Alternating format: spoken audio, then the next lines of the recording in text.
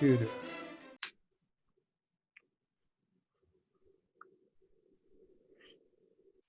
Okay, we are recording. So don't record starting yet. I think we should. I'll Zoom recording. Yes. Okay, so we are recording, and we're going to admit Kim White to the program. And again, I will start over and welcome everybody to Sunday morning at the Marxist Library. I trust everybody had a pleasant 4th of July. Some folks call it a white man's holiday, but I won't do that because that is what we are here to discuss. Can I jump in for a quick second, Gene? This is Octave Baker. Say again? Can I jump in for a quick second? This is Octave Baker. Yes. My brother was in the book on Frederick Douglass by David Blythe, I believe it is. He says that after the emancipation of slaves, the blacks co-opted 4th of July as their own holiday. They made it into their own holiday, and they were the dominant group making it in the home holiday. It was only later on that it became more of a white man's holiday or a national holiday. Well, okay, can we hold the discussion till later? Yeah, please.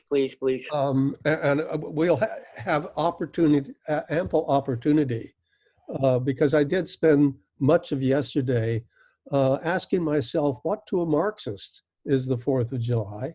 And of course, a Marx is very frustrating because he spent a lot of time reading, trying to figure out what he says in one paragraph. And then you go to the next paragraph and he says what seems to be exactly the opposite. And then you have to figure out how these two fit together. And that's Marx's gift to us.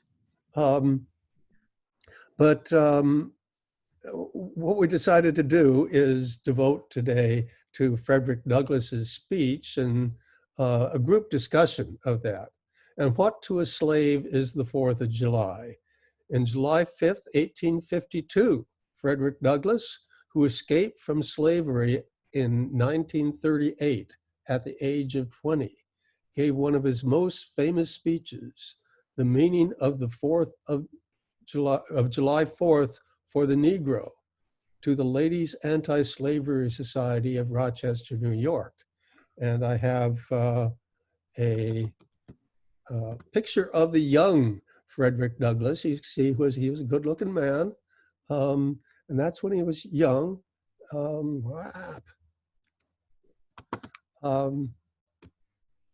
So let's see.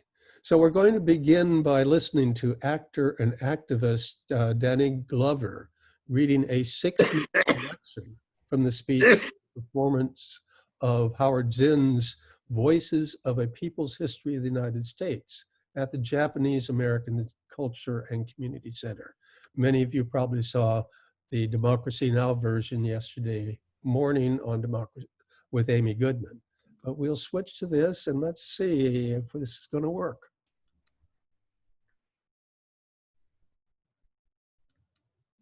Frederick Douglass, former slave, editor of the abolition newspaper, the North Star. Is that coming through? Was asked to give a speech in 1852 in Rochester on the 4th of July. Week. Mr. President, friends and fellow citizens, he who could address this audience without a quailing sensation has stronger nerves than I have. I do not remember ever to have appeared as a speaker before an assembly more shrinkingly, nor with greater distrust of my ability than I do this day. A feeling has crept over me quite unfavorably to the exercise of my limited powers of speech. Fellow citizens, pardon me. Allow me to ask, why am I called upon to speak here today? What have I or those I represent to do with your national independence? are the great principles of political freedom and the natural justice embodied in the Declaration of Independence extended to us? And am I therefore called upon to bring our humble offering to the national altar and to confess the benefits and express devout gratitude for the blessings resulting from your independence to us? Would to God, both for your sake and ours, that an affirmative answer could be truthfully returned to these questions. Then would my task be light and my burden easy and delightful. But such is not the state of the case. I say it with a sad sense of disparity between us. I am not included within the pale of this glorious anniversary. Your high independence only reveals the immeasurable distance between us. The blessings in which you this day rejoice are not enjoyed in common. The rich inheritance of justice, liberty, prosperity, and independence bequeathed by your fathers is shared by you, not by me. The sunlight that brought light and healing to you has brought stripes and death to me. This 4th of July is yours, not mine. At a time like this, scorching irony, not convincing argument is needed. Oh, had I the ability and could reach the nation's ear, I would today pour out a fiery stream of biting ridicule, blasting reproach, withering sarcasm, and stern rebuke. For it is not light that is needed, but fire. It is not the gentle shower, but thunder. We need the storm, the whirlwind, and the earthquake. The feeling of the nation must be quickened. The conscience of the nation must be roused. The propriety of the nation must be startled. The hypocrisy of the nation must be exposed, and his crimes against God and man must be proclaimed and denounced.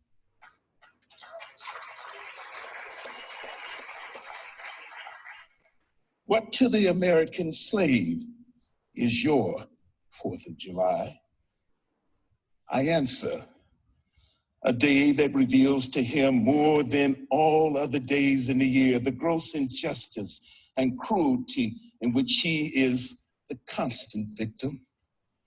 To him, your celebration is a sham, your boasted liberty an unholy license. Your national greatness, swelling vanity, your sounds of rejoicing are empty and heartless. Your denunciation of tyrants, brass-fronted impudence. Your shouts of liberty and quality, hollow mockery. Your prayers and hymns, your sermons and thanksgivings, with all your religious parade and solemnity, are to him mere bombast, fraud, deception, impiety, and hypocrisy. A thin veil to cover up crimes which would disgrace a nation of savages. There is not a nation on the earth guilty of practices more shocking and bloody than are the people of the United States at this very hour. Go where you may, search where you will, roam through all the monarchies and despocies of the old world. Travel through South America, search out every abuse, and when you have found the last, lay your facts by the side of the everyday practices of this nation, and you will say with me that for revolting barbarity and shameless hypocrisy, America reigns without a rival.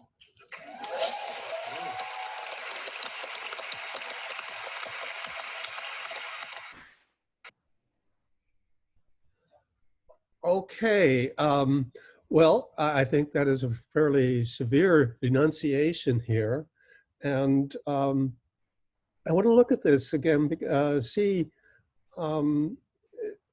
although he is denouncing the American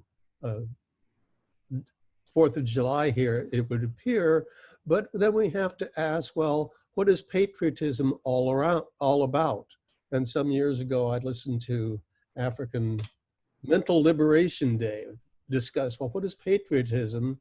And the definition that they gave was the patriotism is the critical affirmation of and commitment to the fundamental values of our nation.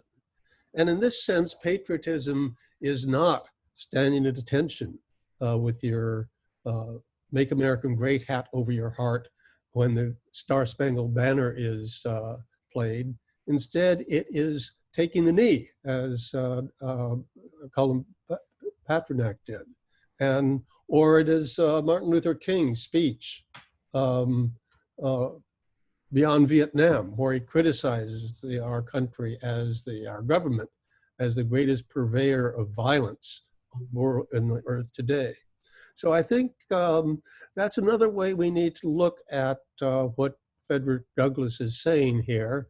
And I want to also add to this his final words, because that's not included in the version that we saw. But what he says at the end there is, allow me to say in conclusion, notwithstanding the dark picture I have on this day presented. Let me just see. Maybe that's better. Okay, is that it? You can still see the picture okay, I hope. I do not despair of this country. There are forces in operation which must inevitably work the downfall of slavery. The arm of the Lord is not shortened, and the doom of slavery is certain. I therefore leave off where I begin, with hope, while drawing encouragement from the Declaration of Independence, the great principles it contains, and the genius of American institutions. My spirit is also cheered by the obvious tendencies of the age. And he goes on in that vein and also has a long quote from William Lloyd Garrison, one of the leaders of the anti-slavery movement. Long poem, and I'm not going to attempt to do it because I know I can't do it justice, but if someone wants to read that at a later point, certainly welcome that. And I do have that text on my computer in another document. So I just want to say that, and then add to that, as you know, proceed in a Marxist way, look at this from different points of view. And I was told I should also include this very interesting book by Gerald Horne, The Counter-Revolution of 1776, The Slave Resistance and the Origins of the United States of America. And I clipped out what the Amazon.com says about this. The successful 1770 revolt against British rule in North America has been hailed almost universally as a great step forward for humanity.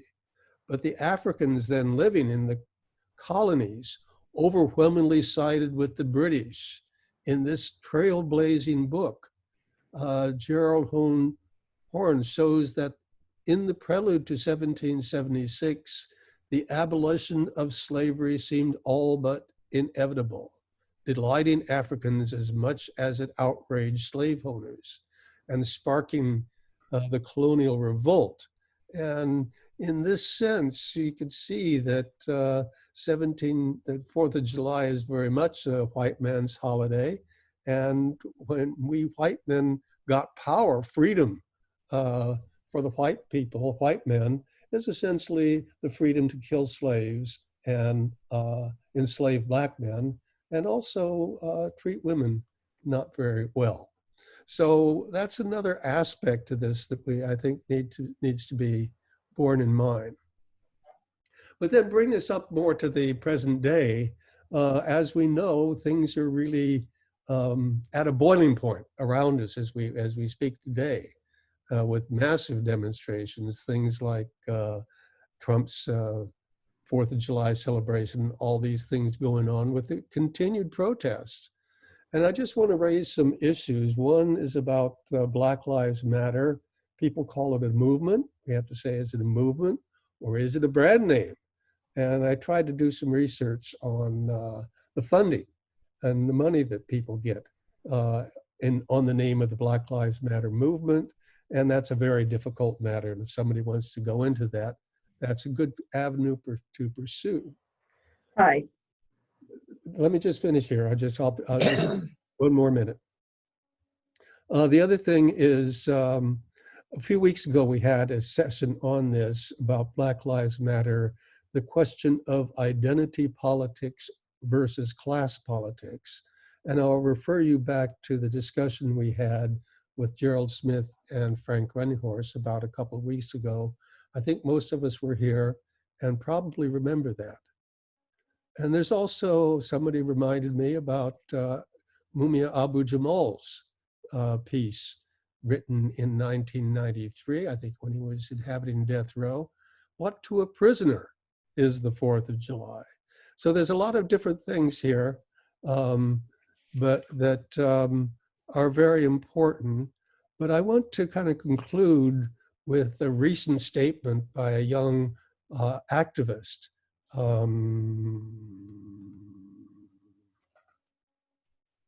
This is a coordinated activity. Let me start You there. pay. You are paying instigators to be among our people out there, throwing rocks, breaking windows, and burning down buildings.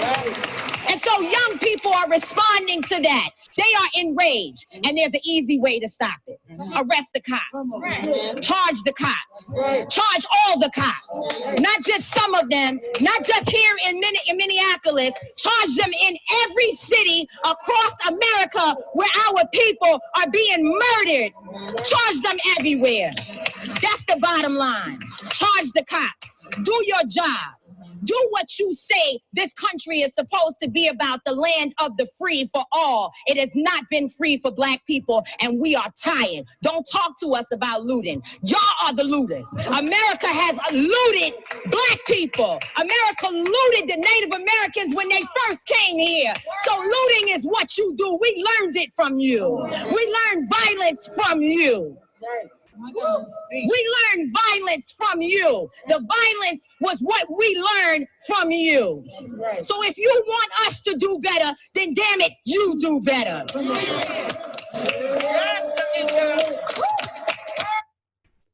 Okay, well, that was Tamika Mallory, a social justice activist. And again, I think she's speaking very much in the spirit of Frederick Douglass.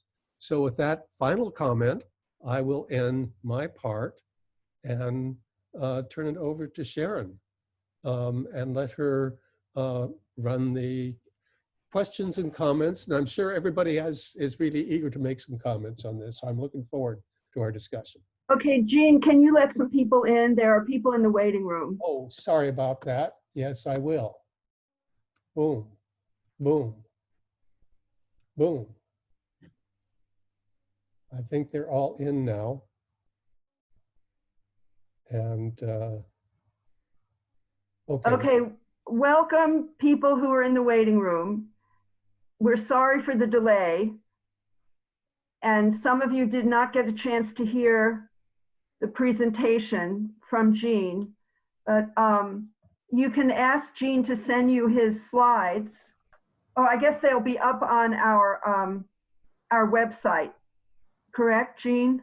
it will be up on our website. It will take a little while because it's a little complicated process, and basically either Raj or I think Mehmet has to actually post it, and he's taken an unauthorized vacation. Right. But single point of failure. Okay, we're going to try to do something about that. But if you email me, I will. I will email you the slide presentation. Okay. So welcome again, everyone. My name is Sharon, and I'm going to be the moderator facilitator of this discussion. I think everyone knows that if you're on the computer, you can see the raise hand button at the bottom of the participant list, and you can raise your hand. And then if you're on a phone, you can do *9.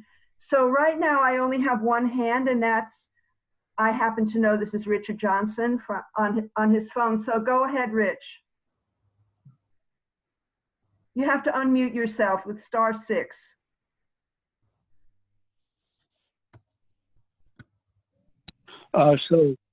Yeah, thank you. I raised my hand just so I would be noticed to let me into the so I could hear everybody. So I'm good. That's it. I didn't really have anything to say right now. Okay. Thank you. Okay, Octave, you're next. Okay, thank you.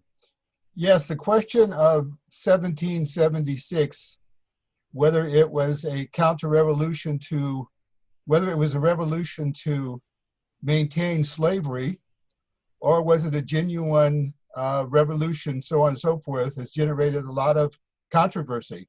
And I'll try to be short. The long articles in the New York Times, 1619, that went into the whole history of African Americans and things like that, that she took the same position as Gerald Horne, that it was a revolution to maintain slavery.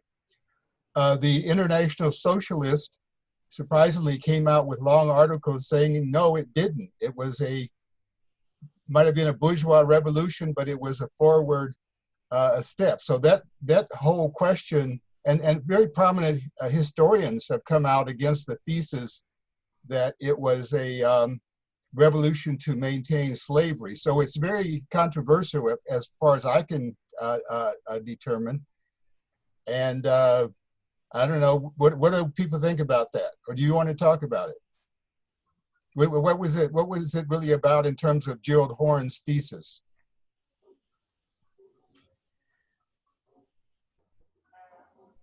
Well, that's a good place to start. Yes, the article you're referring to is by Nicole Hannah-Jones. Right. And it's brilliant, and she's brilliant. But there are controversial historical questions. So, well, what about the socialists, the International Socialist organization coming out criticizing her? Is anybody familiar with that? I'm not. I have to say that I can't lower people's hands because I'm not the host, I guess. So if you could lower your hand after you finish speaking, that would help a lot. Okay. Thank you. I don't see any other hands raised. Well, Raj. yeah, I would go back to the slide that Gene put up, where patriotism was defined as a commitment, among other things, to values of the nation. I think that's a very dangerous interpretation of patriotism because it justifies fascism. Because value of the nation can be screwed up, like it was in Germany. And so therefore, I would say that before we get into 1776, even the very first thing, the definition of patriotism should be is care for the fellow human being. That's what should be patriotism. Patriotism is to save other people. You have care for your fellow human, stand for their value, their rights, just as like yours. That's patriotism in any society, and this is universal. So that's what I wanted to say to begin with. More comments later.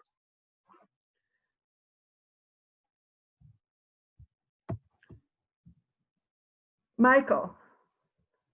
Thank you, Sharon.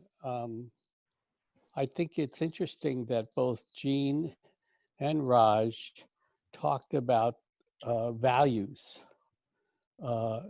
Gene's values were vague, and I suppose he was talking about life, liberty, and the pursuit of happiness. Raj's values were talking about solidarity with fellow human beings. And of course, the revolution in 1776 had all kinds of values. There were multi-class issues involved in 1776. So people were revolting from the British for various reasons.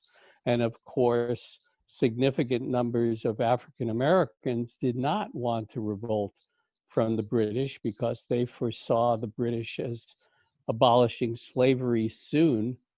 And many people, at least a third of the population, I believe, left what became the United States and went to Canada because they were not interested in leaving the British Empire. So I think we can talk about contradictions amongst the people. There are many different forces involved. In fact, I believe that African Americans took part in the genocide against Native Americans as the country moved west. So we have to be aware of all of these contradictions and not just put up vague slogans. That's all. Thank you.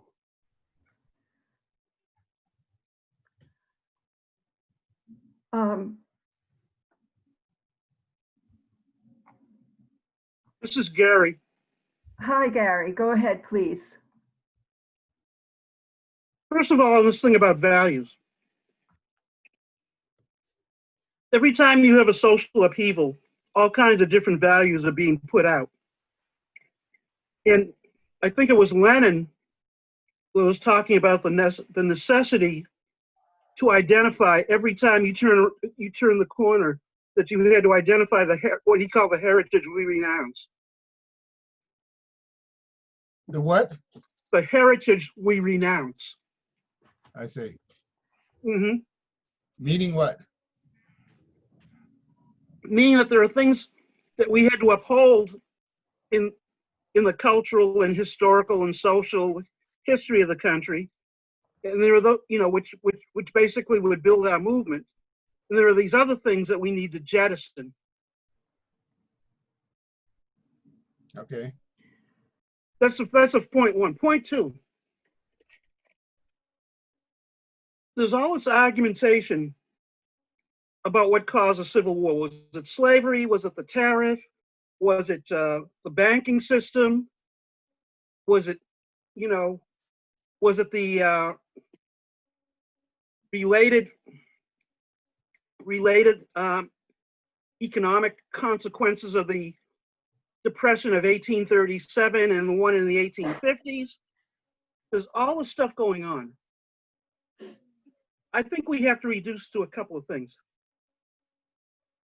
We have to remember that at that time, not only was the South with its plantation system, but the North with its emerging industrialism, they were both part of the same capitalist system. And when you're talking about slavery as part of the capitalist system, you're talking about the people in the North and people outside of the South, the abolitionists. And they're against slavery, not only because it's immoral and it's degrading and all this other stuff, but they're against slavery because slavery is the labor force, the basis of the labor force that keeps the South in power. And I mean, this comes out, especially comes out in the 1850s when you actually have Southerners. I'm thinking of George Fitzhugh in particular, who was the so-called sociologist of the South, who wrote this book, which is still in print. It was called Cannibals All. And it was a Southern critique of the Northern capitalist industrial system. And all of the evils that they visited upon their working classes in the North. So there was all this stuff going on between between Northern and Southern ideologists about, about the nature of their labor forces and their strengths and their inferiorities and all this other stuff going on. So I think what I'm saying in conclusion is that we can't reduce the Civil War to a question of slavery, but what we can do is we can state that the Civil War was about which segment of the capitalists were going to get to run this country.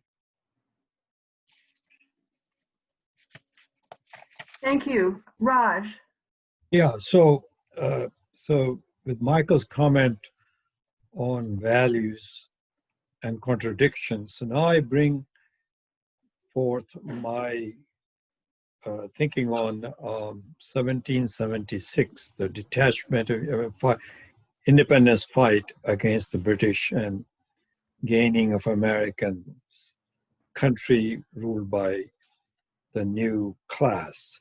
So I think the slavery is the mechanism through first capital was generated in the United States. It was the extreme exploitation, dehumanization of human beings that allowed the first capital to form. Whenever a capital is formed, they have a capitalist class then, and they have a political party. And they come in contradiction with any colonial power, outside power. So they united to fight the British, not for anything other than the fact that they had to protect and expand their class interest. So, of course, they aroused the question of nation and, you are an American and this British are ruling from England, no taxation without representation and all that. But real drive comes from capitals functioning. And so to gain complete control over the resources, and which includes manpower in the continent, overthrowing the British became necessary because capital had already formed. And at that time, north versus south contradiction doesn't arise because industrial development is not sufficiently advanced at that point.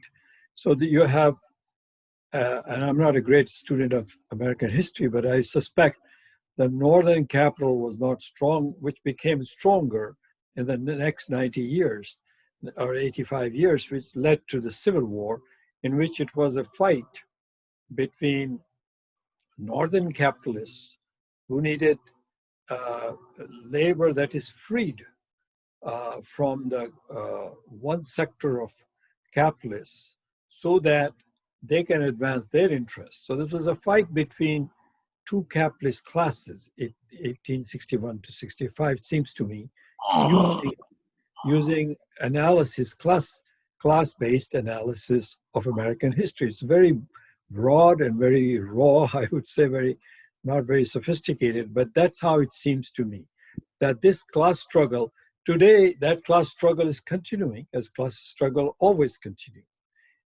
Whenever there is a class rule society in which a very tiny minority rules in the name of the majority.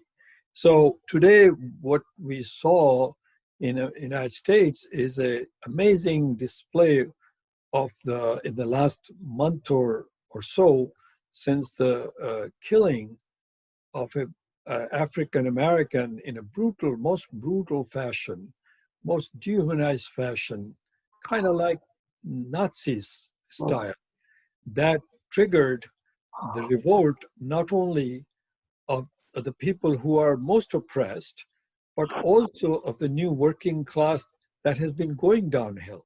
So that's another class struggle. So these are all tied together, but all I'm saying is that Marxists look at values differently. They look at it from a class perspective because nation comprises of a conflict of interest among classes.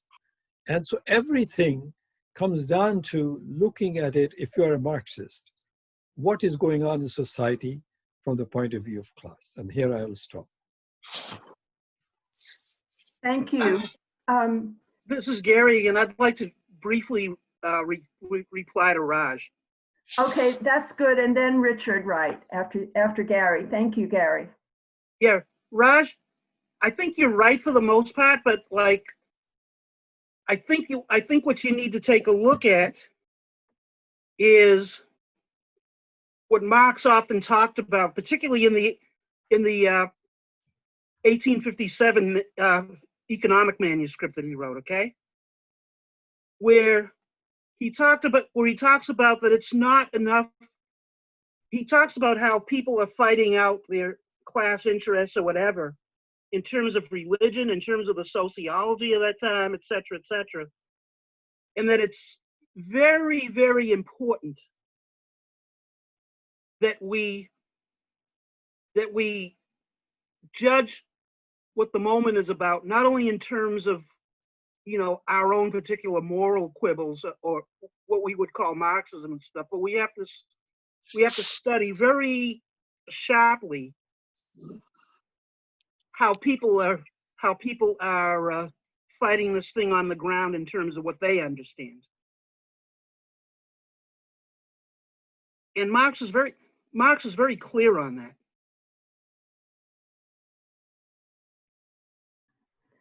Thank you. Richard, you have to unmute yourself. Richard Wright. Got it. Thanks. I'm getting a little confused here because it seems to me there's two discussions going on, or apparently two discussions, one of which is the Revolutionary War and the forces that went into that, and the other one of which is the Civil War and the forces that went into that.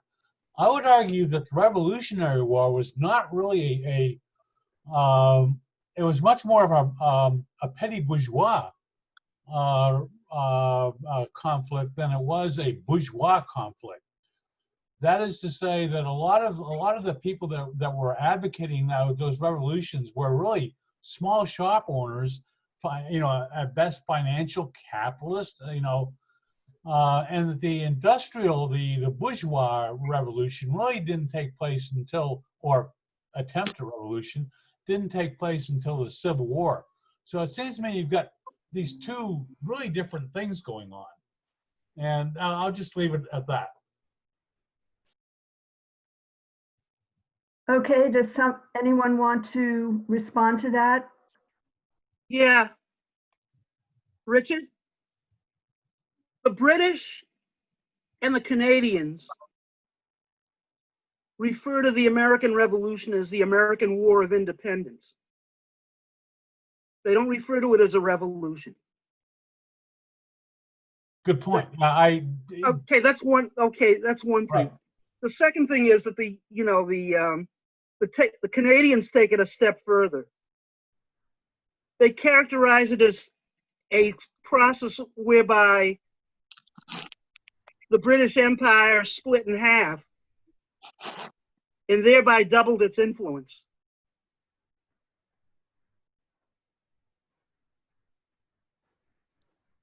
Okay, I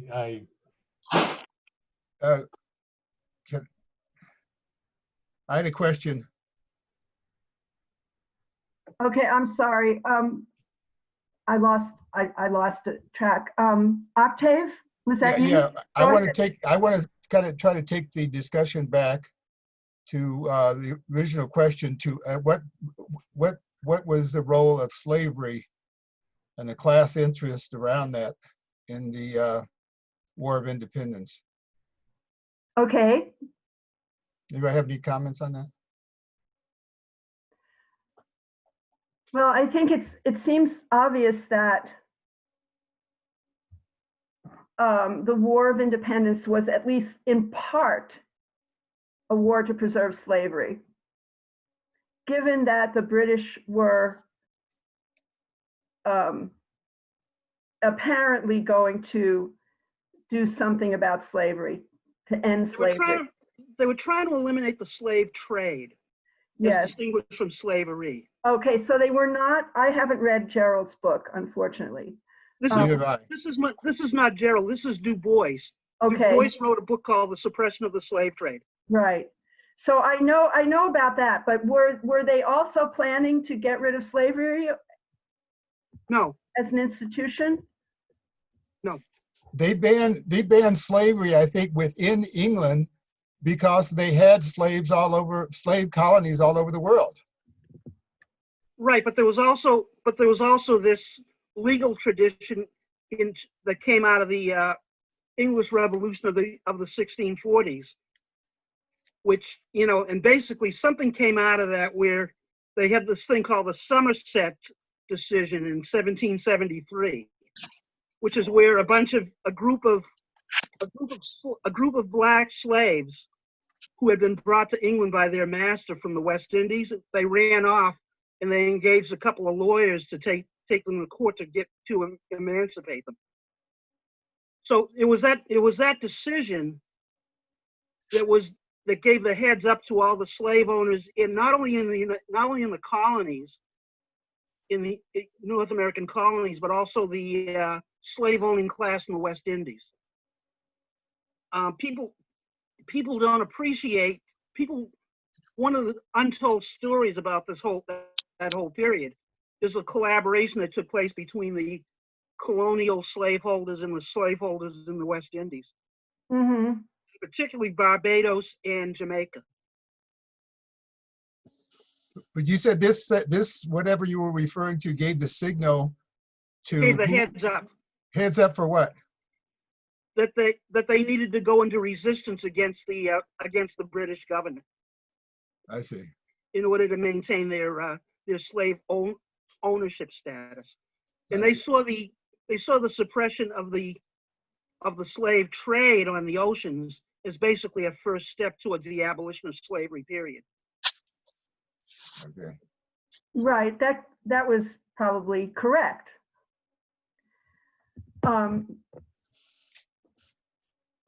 I would like to add something here to the discussion, since we got into talking about this sweep of American history. When Douglass gave this speech, it was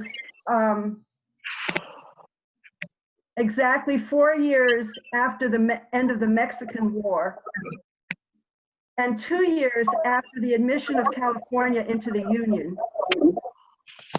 And I think that the speech could have been subtitled or maybe,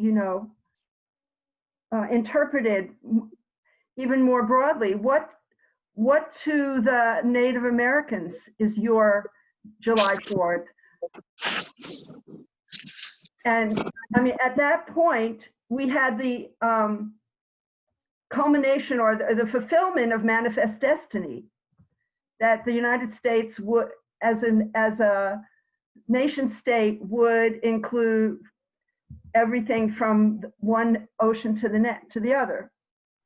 And I think we need to put what we're understanding about the Civil War, which came 8 years later, in that context as well. Well, what I would say, Sharon, is that what's going on there's a couple of things that are going on. And this is roughly from 1848 to 1852 when Douglass makes his speech. Mm-hmm. You have the Gadsden Purchase, which is where the United States takes fully what is one half of Mexican territory, what we now call the Southwest and various other states. Okay. Right. They'd already taken California. Correct. Right. They've already taken California, and then they've taken the Southwest and various other states north of the Southwest. So that's one thing that happens. The second thing that happens is in 1851, the Fugitive Slave Act. Right. Which says, okay, the Missouri Compromise of 1820 is done. The Missouri Compromise being that beyond north of a certain boundary line across the continental United States, slavery is forbidden. That line becomes erased, and you get the Fugitive Slave Act, and a lot of the behavior on the part of federal authorities and military and folks, not unlike what we're familiar with in terms of the political behavior of ICE, in terms of going after fugitive slaves and stuff like that. Right. So I'm just trying to put all this together, because when Frederick Douglass makes that Independence Day speech in 1852, he is talking about the American Revolution, because that's the basis of the independence, and it's nothing if not about a historical sweep between 1776 and 1852.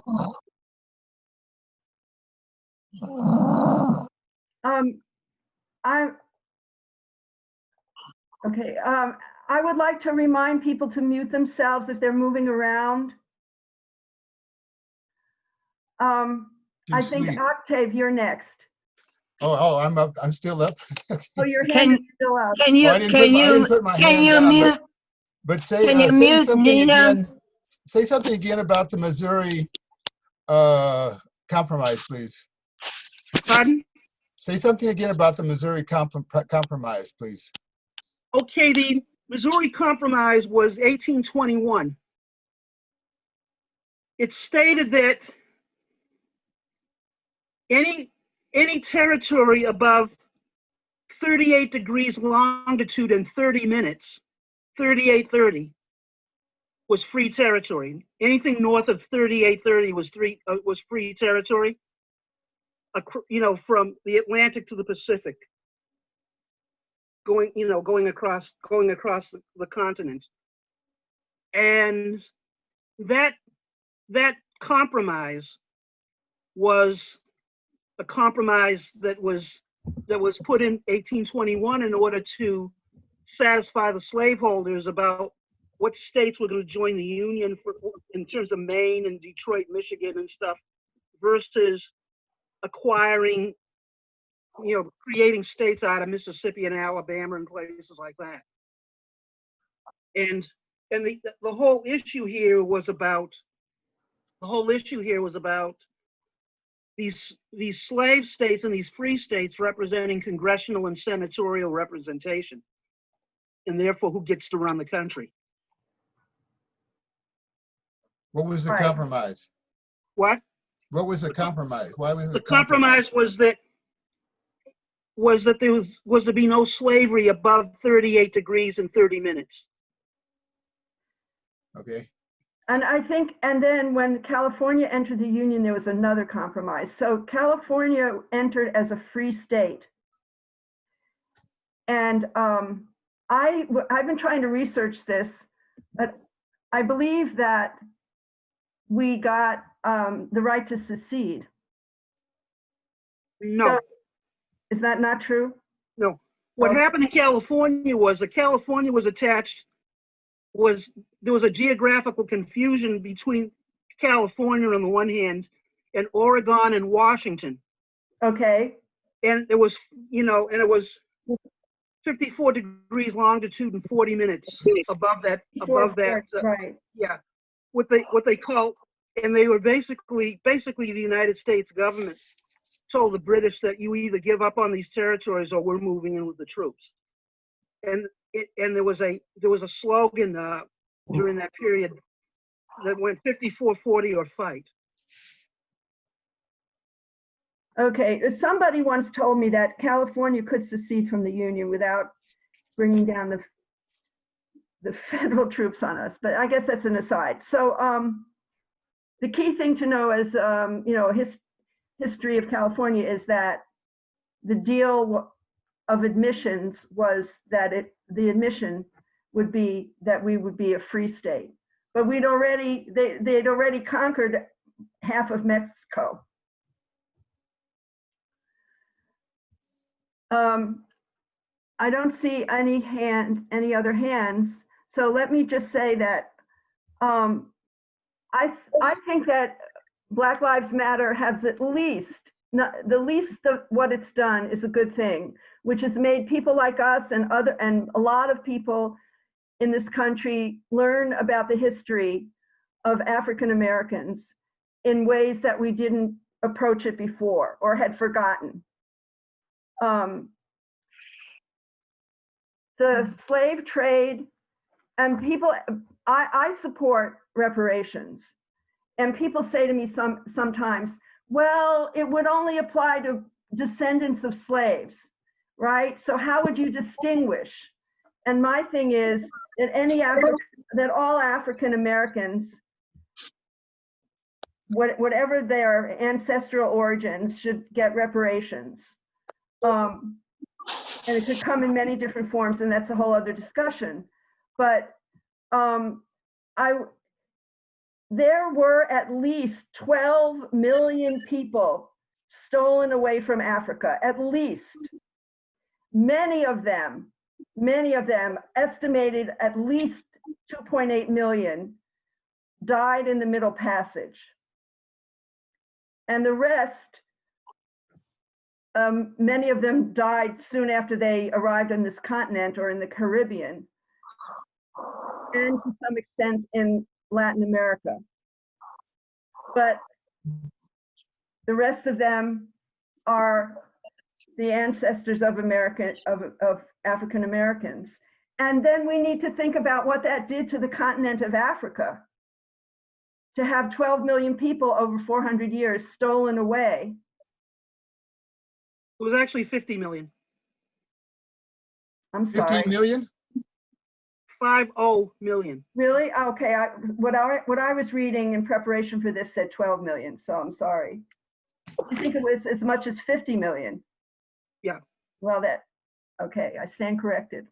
Yeah, it underdeveloped large parts of Africa because you were depopulated large parts of Africa with their most able workers, and that led to underdevelopment.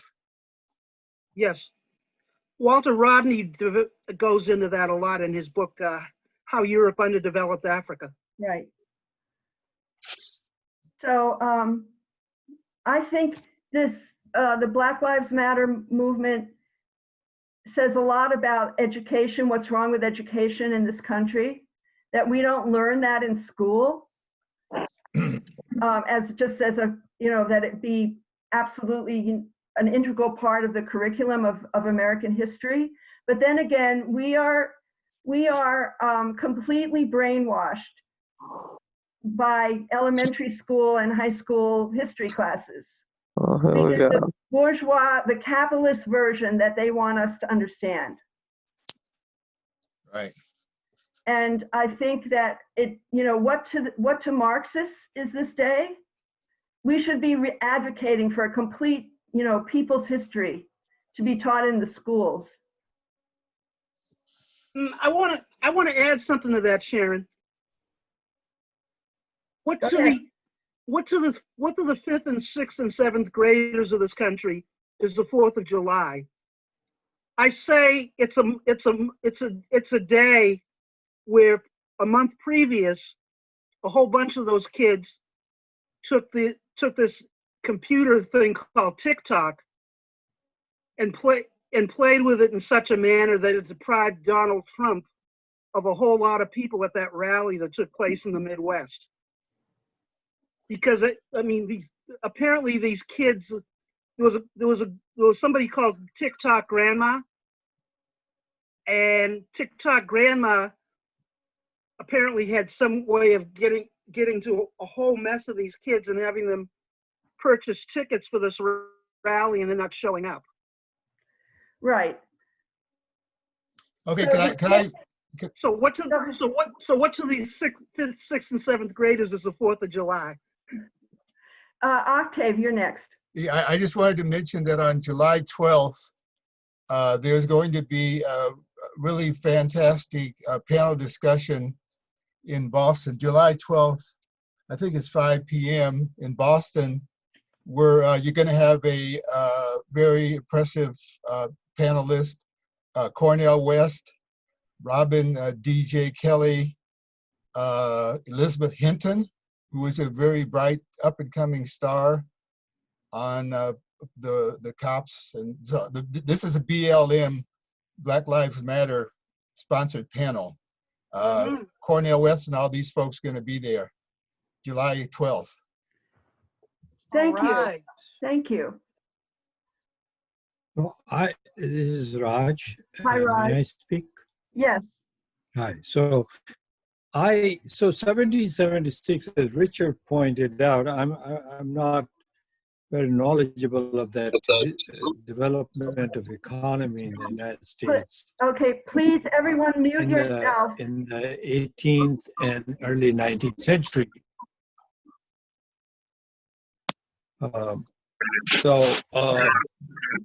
My question is between Richard and Gary. What American colonies were founded in the 17th century, right? Middle of the 17th century. I think it's Nina's. Yeah, Nina, you need to wake up and mute yourself. Gene, Mute yourself. Try. Thank you. Go ahead, Raj. Can you repeat what you started to say? This is a question. So Richard said that 1776 war was fought by Americans organized as a petty bourgeois development that had taken place. And then, so it was a new petty bourgeois that combined, from our class point of view, who fought against the bourgeoisie of England to create their own sphere of in which they could further develop. And slavery was part of it, and that's what others are contributing to. So my question is, given that first colonies were founded, Gene, you can mute everybody except the person who's speaking right now. You can do that. Mute all. You have a choice there. Why don't you mute all, then unmute me and Sharon, and then unmute when my question is addressed to others. Yes, that would be really good. Gene, can you do that, please? Someone would have to inform me exactly how. Yeah, on the participants panel at the bottom, there is option to mute all. Oh, okay, I see that now. Yeah, okay, mute all, then unmute me. Mute all, Kurt, okay, mute all. And then how do I unmute people? I guess, let's see. Oh, I see here. Okay, I've unmuted myself. Wait a minute. Can you hear me? I can hear you. Sharon, can you hear me? Yes, okay. I can hear you. All right. So my question is this: the colonies were in Virginia were founded somewhere in the middle of the 17th century, right? 1600 something.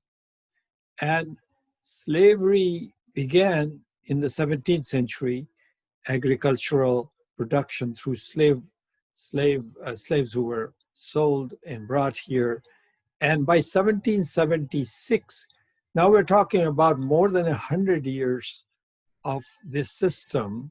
And by 1776, what I want to ask historians here, or Gary, who has a phenomenal knowledge of this, or Richard, or whoever else, what was the development? Me was saying all this time when the capital must have developed in this period. My vague recollection is that first rise of capital is through agricultural production in large plantations, which were slave things. So I'm just saying, Richard said, and he may be right, I just want to know if somebody knows the economic history from the time the first colonies were founded in Virginia to 1766. What is the development that is taking place? Is it not a capitalist development until after 1776? Is that true? That's my question. Well, the cotton gin was patented in 1794. So that enabled the enormous growth of the plantations. But I share your question, like what happened before that to build capital in the South? What happened was, this is Gary, what happened was that from from roughly the mid 1630s until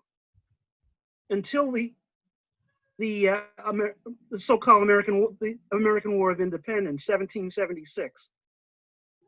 The lead crop, the lead commodity that was produced was tobacco. Tobacco had become the first drug of choice for the European continent by that point. And the Virginians made a killing off of it, so to speak. It was the Virginians who actually, I mean, they were the most developed colony of the bunch of them. The second crop commodity was indigo, which was largely grown in the Carolinas. And indigo's big usefulness was to create waterproofing and paints to make sure that you use it in terms of constructing shipbuilding so that the ships wouldn't leak on the Atlantic Ocean. That was a second thing. The third commodity was rice. That was also South Carolina. So those are your major commodities going on in, during that period from roughly 1619 up until the American War of Independence. Corn The was other not thing part that's- of it, Gary? Corn was What? not part of this production? Corn? No. I mean, corn was raised for personal feeding and stuff, but it wasn't an industry, okay? That comes much later in the 1840s with the McCormick Reaper and the Midwestern agricultural development. By the way, a lot of the Africans had history and skills in rice growing. They were very valuable. Not only did they have skills in rice growing, but they also had industrial skills, largely in metallurgy, by the way. I see. You got to ask who built Richmond and Atlanta and all those other cities in the South. It was not the Europeans, because there weren't enough of them there to be able to pull that off. But there were plenty of us, and particularly folks from West Africa who had these skills because of the pre-existing empires of Ghana and Songhai and Mali. So from what you have said, Gary, again, going back to Richard's comment, and I'm not saying I'm right, I'm trying to explore this. By 1776, from what you're suggesting, capital has already risen. Right, and you have slaves, crops. Yeah. but you also have indentured servants. Right, but I'm saying capital has risen based on slavery, indentured labor, and all that. But that's the basis of first rise of capital. Right, And, but it's merchant capital. It's not industrial capital.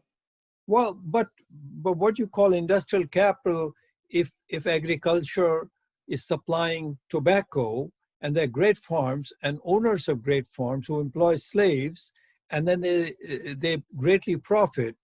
Because it's based in agriculture, it's manufactory, as distinguished from when things, after the cotton gin, for example, in 1793. Okay, so it's not where it becomes industry, agribusiness. Okay, so just clarification, as a student of Marx that I am, I'm saying that we have already gone into at least manufacturing based on capital. So it is not yet automated like a factory system. So agricultural production is occurring. It's not the efficiency. The question is surplus. The whole point of capitalism is surplus, which is what they're doing, because they're growing all these cash crops and selling it. And so that means concentration of capital is occurring. So by 1776, can we not say there exists a capitalist class? No. Why not? because first of all, the folks that you would characterize as the capitalist class, the leading grouping of that would be the slaveholders. And the slaveholders, because of the nature of the slavery system, if you've studied slavery systems in the past, the one in the colonies in the United States isn't a lot different in this one aspect, and that is that the money that is realized from all of this economic activity is not reinvested. And the reason it's not reinvested is because the slaveholders feel that if they reinvest the money's going to go to waste, because the reinvestment's going to go to waste because the slaves already are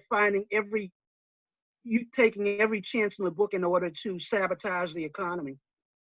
Okay, there are two more people whose hands are raised, so we haven't really been keeping time because it didn't seem necessary, but I want to now call on other people. So Richard Wright and then Michael Kaufman. Go ahead, Richard. You have to unmute yourself. Yeah, I'm good. I figured since I seem to have started something of a controversy here, I should probably weigh in a little bit. Yes, of course. I agree with Gary that at the time of the Revolution, or I'm sorry, the American, whatever the appropriate term is now, that the leading economic sector at that point was in fact probably agriculture, Southern agriculture. In point of fact, and if you stop to think about it, there was not a civil war going on. It was not a conflict between the South and the North. In fact, the two were united in some sense against the British Empire. In the North, I think the factors of quote production were once again the small shop owners, the merchants. It was a mercantile economy. It was not a capitalist economy. And the other thing that was contributing toward this was, in fact, the religious element. There was a lot of religious development up in the Northeast, in particular. I grew up in Maine, so I'm particularly sensitive to that. I would disagree that capitalism this was not really a capitalist economy. That capitalism really didn't. And even Marx, I think, said that capitalism did not come to this country really until roughly the Civil War, the 1850s, where you had the industrial expansion. Once again, the cotton gin came in the South. You had the steam production that led to mass production. And that was really the formation the formation of the period where capital was accumulated. It was not really at the start of the American Revolution.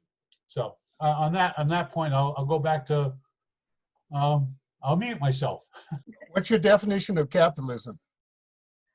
Oh, wait a second. Let me call on Michael Kaufman. Sure. Yes.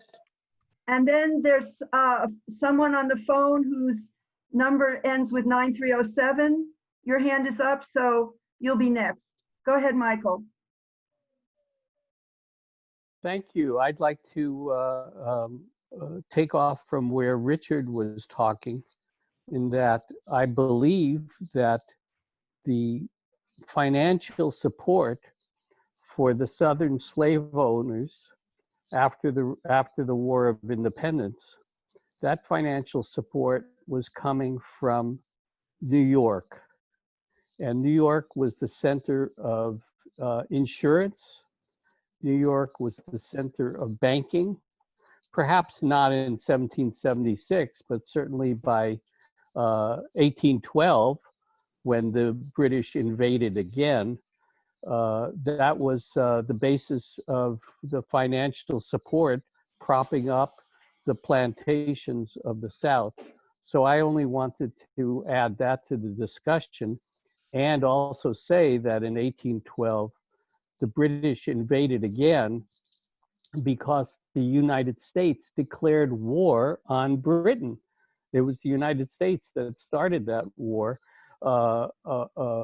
because Britain was trying to impose heavy taxation on the shipping, tariffs, and because the French were supporting the United States in that regard, and the French and the British were at war with one another in 1812. And finally, the United States declared war on Britain in order to expand and invade Canada, in order to, first and foremost, put down Tecumseh and the Indian uprisings in the Midwest.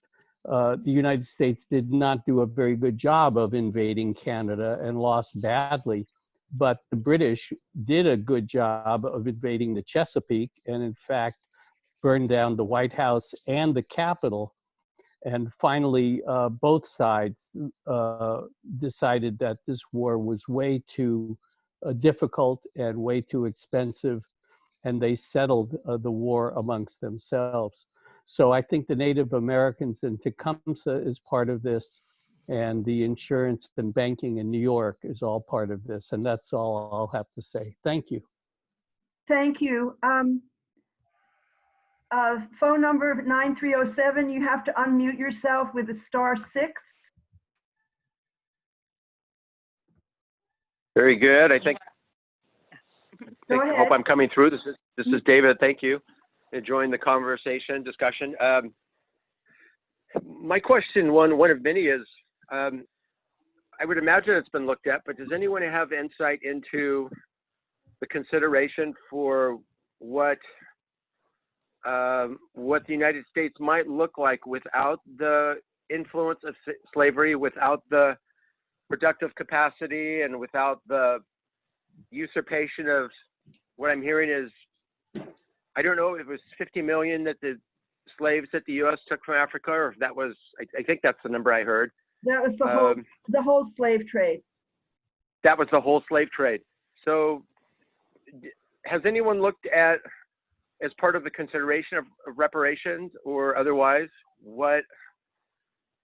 how without that, the influence of slavery in the U.S., what might the United States look like today? I mean, is there any way of comparing that to maybe it being sort of a third-rate country, or half or a third or a quarter of its present capacity, or that sort of consideration? We wouldn't be having this discussion because we would not exist. Interesting. As a nation. Gary, can you elaborate on that? Yeah, in order to build the colonial system, you first had to have the laying in of the of slavery, and also the indentured servitude situation. The indentured servants were not a reliable labor force, and we were. And if we had not been brought over, none of this would have happened. Well, I think it's hard to speculate in that way. I certainly, it's obvious that the slaveocracy made enormous difference for capitalism in this continent. But then you have the example of Australia, where I guess they had indentured servants, but they didn't have. They had the Irish. They had the Irish. It was called the British. We call it today the British Gulag. Yes, we had the Irish too. They weren't white when they first got here. Actually, the British had two gulags. They had Australia, and they had the state of Georgia in this country, the colony of Georgia. Mm-hmm. I think Maryland also. No. There were indentured servants in Maryland. Right, but what I'm saying is in terms of sending shiploads and tons of convicts to geographical areas as a result of relieving the prisons in England of their populations. They sent them to Georgia and then later to Australia. Okay. Nina, are you raising your hand? No, Okay, could you mute yourself, please? I'm trying to. Let me see. Okay. Yeah.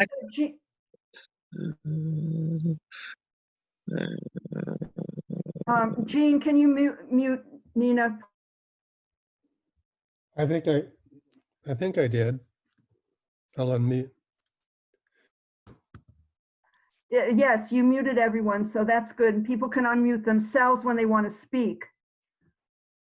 I'm not seeing any other hands.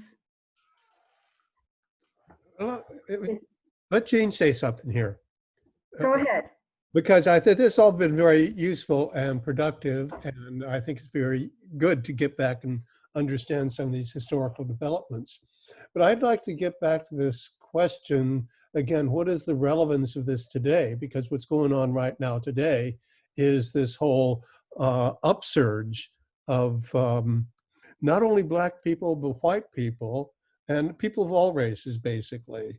And it's been, waged in the name of Black Lives Matter, but basically on the basis of identity politics. So we have Black Lives Matter, and then they say, well, trans lives matter, and other people's lives matter, and they start throwing all these things in terms of identity politics. But we should also understand that, well, even if the police had been very kind and nice and pleasant to George Floyd, he would still be oppressed in a whole series of ways in terms of education, in terms of housing, in terms of potential for self-development. And so we need to look at this in class terms and remind you what Marx said on this issue is that labor in the white skin cannot emancipate itself, where in the Black it is branded. And I think it's important to look at this in class terms, and this raises the issue of, okay, let's talk about repatriation. Does that just affect Black people, or is racism something that has affected everybody? You mean reparations? You mean reparations, right? That's what I meant. I hope you. You said repatriation. Yeah, but I just want to throw out this question again, get back to, it was raised earlier by our comrades Gerald and Running Horse in terms of linking these two things together. Black Lives Matter in itself is insufficient. All lives matter in itself can be seen as counter-revolutionary, but put together, I think they form a much more secure basis for criticizing not only police brutality and so forth, but also the whole system there in terms, because violence includes denial people of fundamental rights to housing, jobs, education, and so forth. So I just wanted to make my point in that, and if anybody wants to follow through on that, they can. If not, yeah, I'll follow through. Go ahead, Octave. I think Black Lives Matter is much broader than an identity politics, but there's maybe the different forces are continuing with each other. Black Lives Matter, I think, is a lot broader.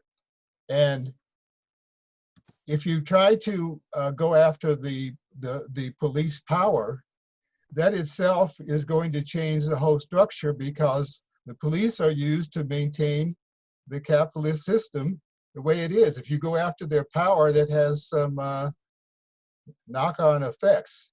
You look at people like Cornel West, this thing coming up on July 12th, I think we'll get a better idea.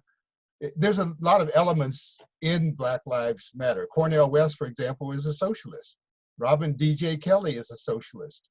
There are a lot of socialist people. There are a lot of socialists who are looking beyond just a identity politics thing, because you can't separate, for one thing, you can't separate race from class in America. This is Gary. Go ahead, Gary. In my opinion, and this is just my opinion, okay? I've actually thought this for a number of years. The question is, when you raise the question of reparations, the one overriding question is who's going to pay it? And we can eliminate the white working class of this country because they don't make a goddamn hell of a lot of money, okay? I think besides that, most of the white workers in this country have also been exploited in one way or another, as have the other ethnic and minority groups in this country, basically the entire working class. And that's reparations. That's reparations of an amount that is unpayable. And the only thing we can do in that kind of a situation as reparations is take the entire system away from the capitalist class and institute socialism, which even then that would be a small down payment on the reparations. Okay, as the moderator, I'm having trouble because people's hands are still up who have already spoken. Can you unraise your hand if you have already spoken or don't want to speak again? Richard Wright, your hand is up. Lord. Okay.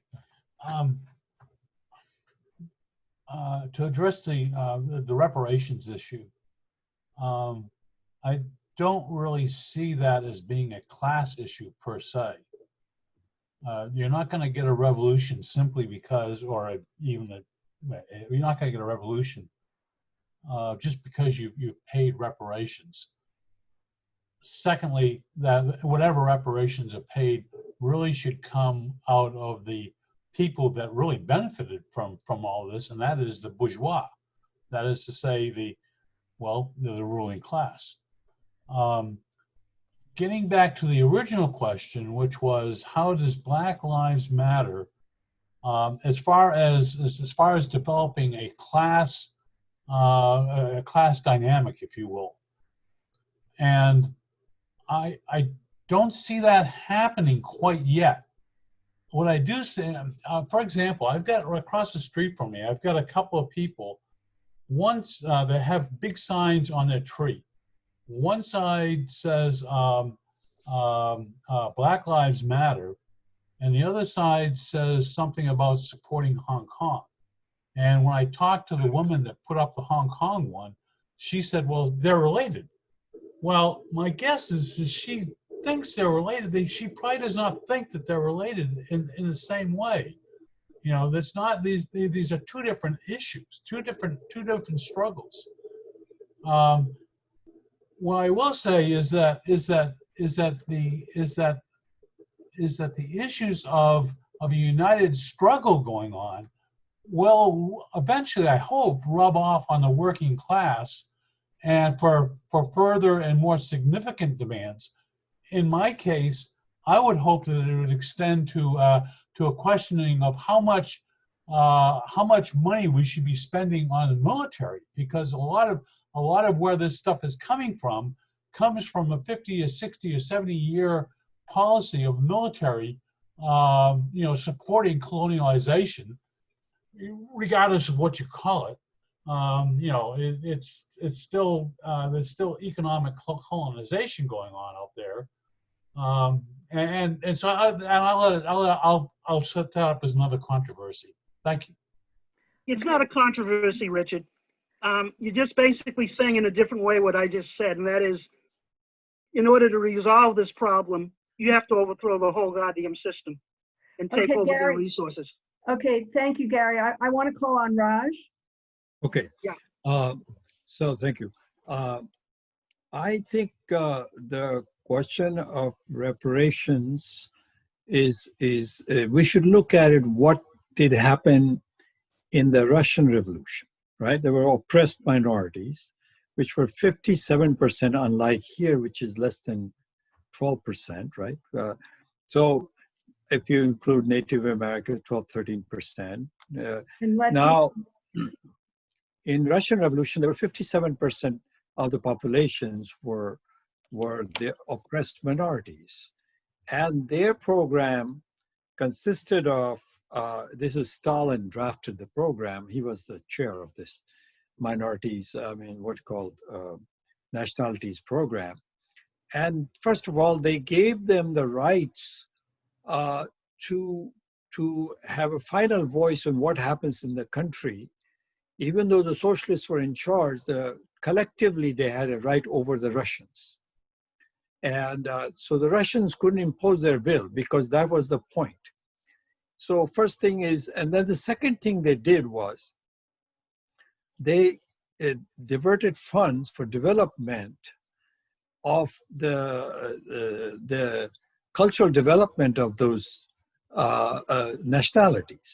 So, which is economic development along with cultural. So allowed their languages to develop. I remember the fight for African studies when I first came here, that African studies were not in the curriculum of the universities.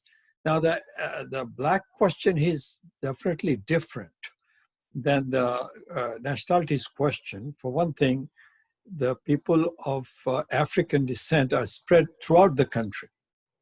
And so the issue has to be dealt with differently. I don't have an answer to that, but I'm saying is we can derive some thing from the Russian Revolution and how they conducted and unified the people. They didn't do it by what is Stalin is accused of, by strong arm. The other thing I want to comment on in Octave's thing, which brings in another subject kind of related, which is this revolt is happening, BLM, I agree with him, that it's a much wider movement. It's actually a movement of the class, of the working class, spontaneously developed around the issue of this oppression. But it is a class issue, and in which the liberals and middle classes are also joining. And the rule of capital is the rule of the elite, the people who have stolen all the wealth, which is a very small 1%, 2%, 5%, something like that. So the question is how this should proceed. And so everybody, a lot of people now have come up with the idea of socialism. Socialism no longer a dirty word thanks to Bernie Sanders and others. Richard Wolff is talking about it, and others are talking about it, you know. The name you mentioned, professor from Harvard, Cornel West, who takes a look at it from a moral point of view, right? His perspective, morality comes in.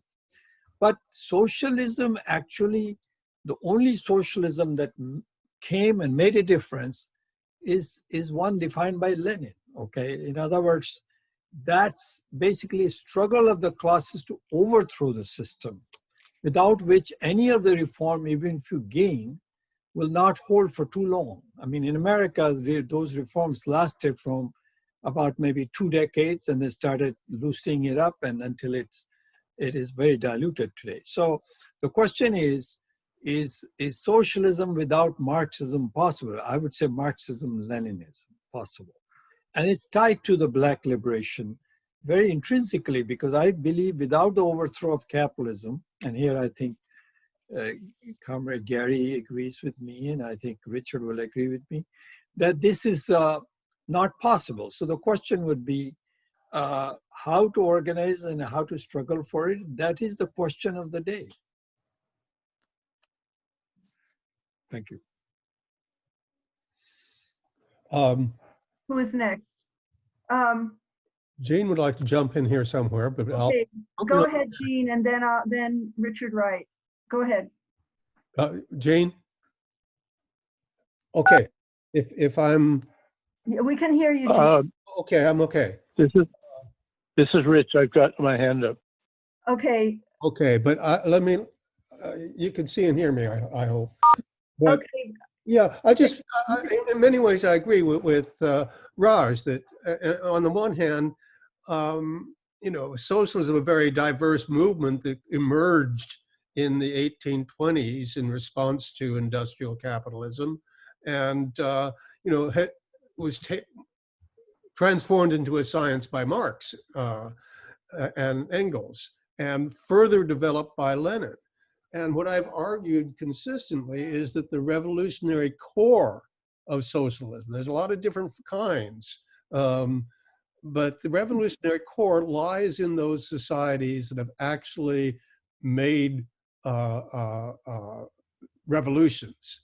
And all of these societies were led or affiliated with political parties that were linked to Lenin's Third International, Communist International. So you look at United States, not United States, Soviet Union, China, Cuba, and so forth. These were world historic revolutions, and I think it's really crucial that we understand they play a leading role. And and there's many people who consider themselves Marxists in the United States who say, well, these aren't really socialists because we know what socialism is, and that's not it. But I think that's a kind of Eurocentric view. And I argue that we need to take a very close look. And this applies to what's going on in the United States at the present day. And I think American Marxists, democratic socialists here in the United States have yet to understand this principle and various other ideas in terms of the revolutionary core here. But I think the dialectic of what's happening right now in terms of not only Black Lives Matter, but Trump and coming elections and so forth are going to bring some of these issues more clearly to the fore. So I'll stop there. Okay. Richard Wright, then Rich Johnson, and then Richard Fallenbaum. I may be taking a traditionalist approach here, but getting back to Marx, one of the things that he observed, and I think this is in contrast to the Black Lives Matters, is that he felt that trade unions back in the 19th century rather, were a necessary precondition for the working class to take power. I don't see that that's going on in the Black Lives Matter. Basically, you have a lot of people that are independently going down to the streets and protesting against. I agree with them, against the violence that's being perpetrated on blacks and I might add on whites and Asians and Indians. I mean, we have a very violent society here. But the point is that there is I do not see in the Black Lives Matter movement that there's anything that is forming, that's mobilizing a worker or take power or an organization that approaches like trade unions or and as weak as they are right now. Thank you. Thank you. Next was Rich Johnson. You have to unmute yourself, Rich.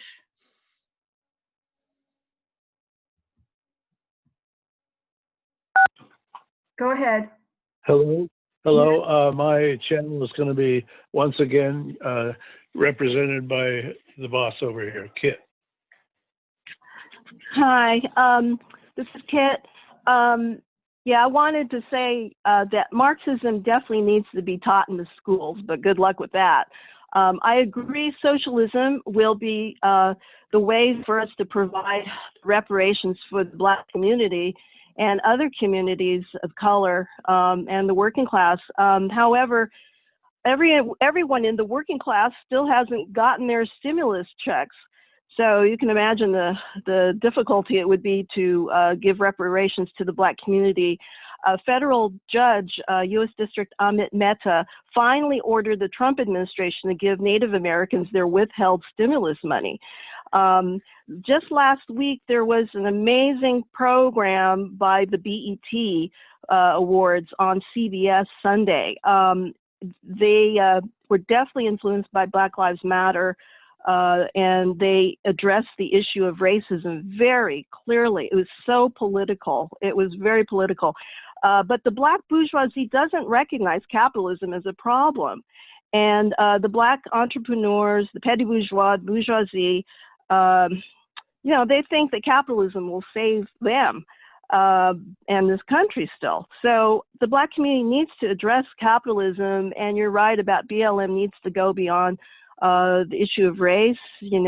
Maybe it's going to take a little bit more effort and time and working together to advance the issue regarding confronting capitalism as the problem, but it's probably won't happen this year. We still have the elections to get to. Thank you, Kit. Richard Fallenbaum, you're next. I just want to reiterate what other people have said, that the reparations is an attempt to force social problems into the framework of bourgeois legality. And bourgeois legality has some positive and useful features within the capitalist system, but it really can't deal with these profound social problems. And it's a big mistake for movements to try and, well, it creates all kinds of tangles and political tangles that we know that really aren't resolvable. Just a personal note. My mother received reparations from Germany based on the property that her family lost under the Nazis. But she didn't, as far as I know, she didn't receive compensation for the death of her parents. And of course, the social reparations that Nazi Germany gave was to the state of Israel, and which actually advanced an imperial agenda for the Western countries. In the capitalist countries, we also have another legal, bourgeois legal thing that is like wages for housework. That's another. I think that Angela Davis pursued that, but it really doesn't solve the problem of the women problem, as we used to call it. It's an attempt to provide within a bourgeois legal framework some remedy for that, but we should be aware of that, and all those efforts, well-meaning efforts to solve problems through the and maybe sometimes support them, but we have to, and there are probably many other, I'm sure Native Americans have that similar kind of thing. You stole our land. The Palestinians have this thing that you stole our land, and we will get reparations for that. And it creates, it solves some problems, but it also creates problems. And I agree with everybody else who say the real solution is social revolution. Yeah, this is Gary again. Gary, wait a minute. No, it's not your turn. The next is Norma, then Michael Kaufman, and then I'll call on you, Gary. Okay, fine. Norma, you have to unmute yourself. Yeah. Hi.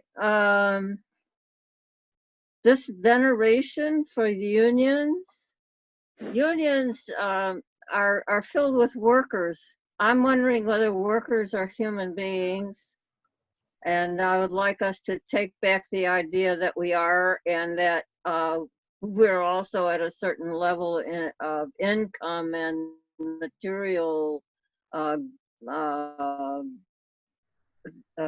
supplementation, whatever, sufficiency. That's another thing, but we're still human beings, and this dehumanizing behavior.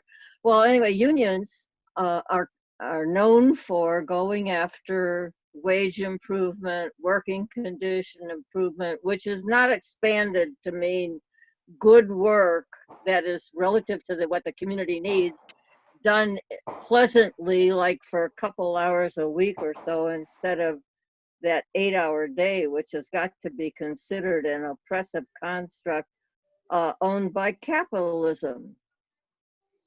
So the idea that the union will save us has got to be considered into a new verbal construct where people are saying what we need and what we want instead of just saying union. I know that they were wonderful during the early 1900s because they had a large communist presence. Although I don't know, did they at that time, did they advocate for the socialist structure instead of the profiteers' ownership of our lives? Okay. Thank you, Norma. The next person is Michael Kaufman. Please, everyone, after you speak, lower your hand. Thank you. I wanted to raise some issues around reparations, following up on what Richard was talking about. There was a full panel discussion of reparations at the Socialism 2020 conference yesterday. A marvelous conference that unfortunately wasn't a conference because it was just Zoom. And so 1,000 or 1,300 people, I think, were silently watching about 5 different panels and couldn't really participate. So it wasn't a conference. But the panel on reparations was really fascinating. Bill Fletcher Jr. was talking about bringing reparations as a social benefit to the whole society, as well as to the oppressed communities, Black and brown communities. Whereas other people are looking at reparations as receiving a check, and only those people who are African descendants of slaves would receive a check. So that would be a very reactionary, isolating, and divisive approach to reparations. The Native American woman who was on that panel talked about reparations as in terms of the term, they don't use reparations, they use the term compensation. And she said that compensation had been very uneven across Native American nations in the United States. And some have taken compensation in terms of owning coal mines in the Central Mountain areas. Several tribes own coal mines and are doing well with the profits of those coal mines, although now those profits are disappearing. Meanwhile, other tribes have been totally discriminated against and received no reparations, no compensation. There is a tribe in South Dakota, the Ogallala Sioux, who claim the Black Hills, where Mount Rushmore was built, as their sacred land. They signed a treaty so that the United States would recognize those Black Hills as sacred land. That treaty, signed in 1868, was nullified by congressional laws in 1876, and the land was stolen from them and expropriated from them because gold was found in the Black Hills. The United States government, the Supreme Court, ruled about 25 years ago that treaty was valid and that the Ogallala Sioux were discriminated against by the US government. And they managed to put $100 million in trust for the Ogallala Sioux when all the legal claims and back and forths were finally settled. Those legal claims and back and forths have never been settled. The Ogallala Sioux still do not have any of that land.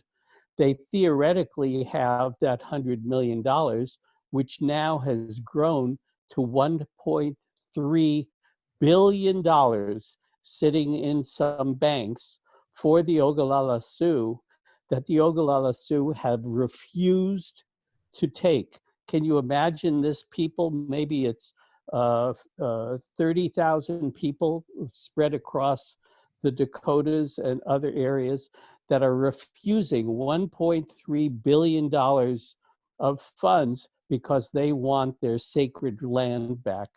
That's the contradictions involved in all of these reparations.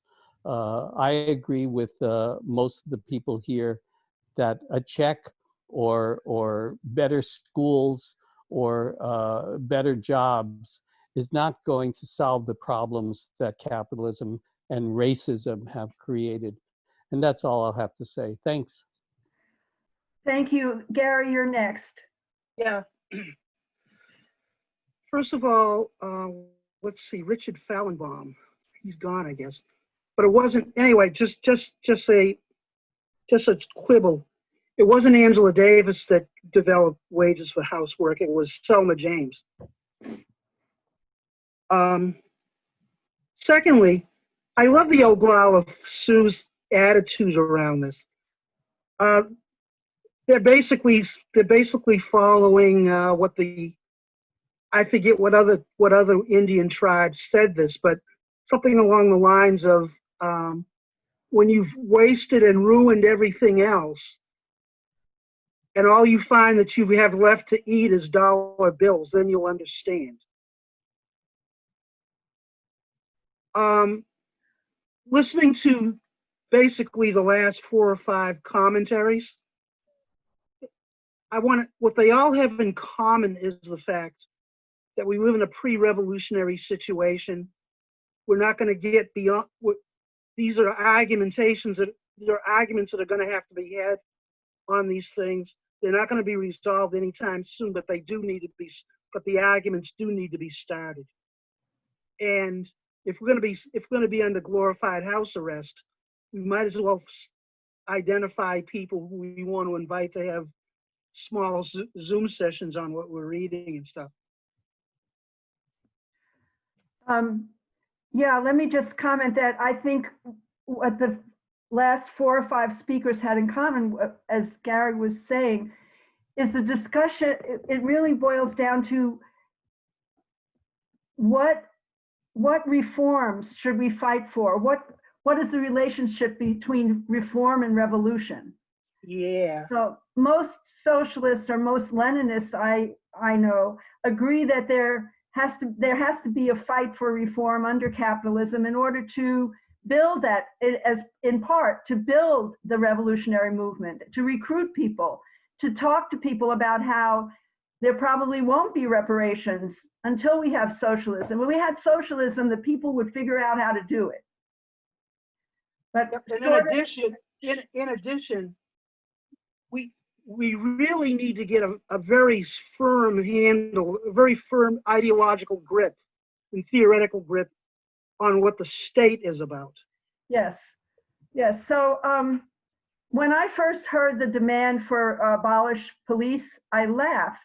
I said to my friend who was talking to me about it, yeah, when we have communism or when we have socialism, we can get rid of police. And so I didn't really think it was a correct demand, a correct reform that could be fought for under capitalism, but I changed my mind because I think that there are steps along the way to that can be fought for and actually won. And pushing back the power of the police would be very helpful for a lot of people for a lot of reasons. So I'm on board now with the slogan abolish police, but it takes discussion about which reforms we should be fighting for, which are the most important. I don't see anyone else right now wanting to speak. We're coming to the end of our discussion, a lot of time for discussion, and I wanted to point out that in the chat there is all the ways that you can contribute to monetarily to ICSS, which and we need money. So Gene, did you want to say anything about that? Yes, you said it very well. We need money. Yes, and you know, there are various expenses, and so we don't need to go into that too much. But we also want to mention that we have another program coming up next week, and I don't know whether Raj wants to say something about it. It's going to be on COVID-19 and the crisis of neoliberalism with Raj's friend. Yes, I can say something about it quickly. I'll let Raj say something. Yeah. So this is a young Marxist theoretician in Calcutta who's written a book or is in the process of writing a book that considers neoliberalism as the stage of irresolvable contradiction within capitalism and its relationship with COVID-19 is what he's going. I think it's going to be very interesting thing because I consider him to be a rising intellectual in the left movement in India. Still a small group, but he's a promising person. So I think it'll be a very interesting program. Will he have as difficult an accent as is common to speakers from India? Abhinav and others. Well, I don't know. He is based in Calcutta, so you expect to find.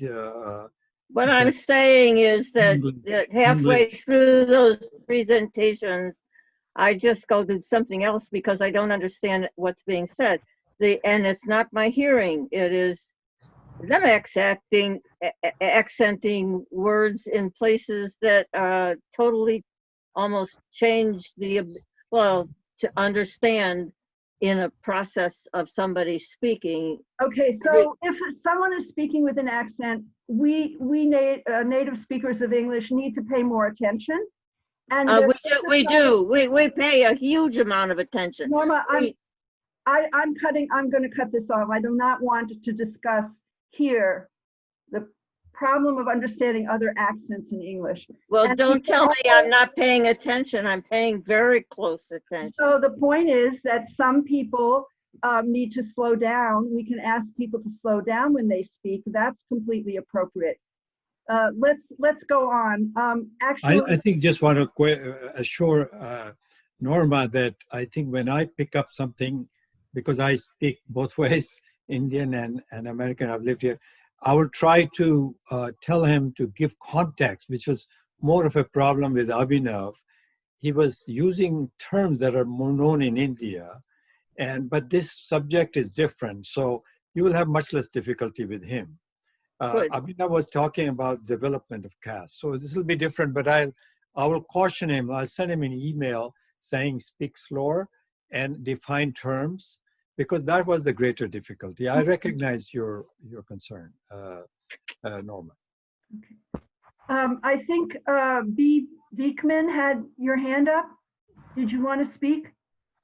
Thank you. I just wanted to thank you for your words about defunding the police, and I'm in the same place, and I'm learning, you know, this can be something that we can be continuously working on for the next months and years, you know, next few years. So it's not a short-term thing, it's a long haul thing, and each community has their own ways that they need to talk to their police department, and really, you know, from within each community, that's how we develop important conversations to make transformative changes. And I just wanted to add that. Thank you. Okay.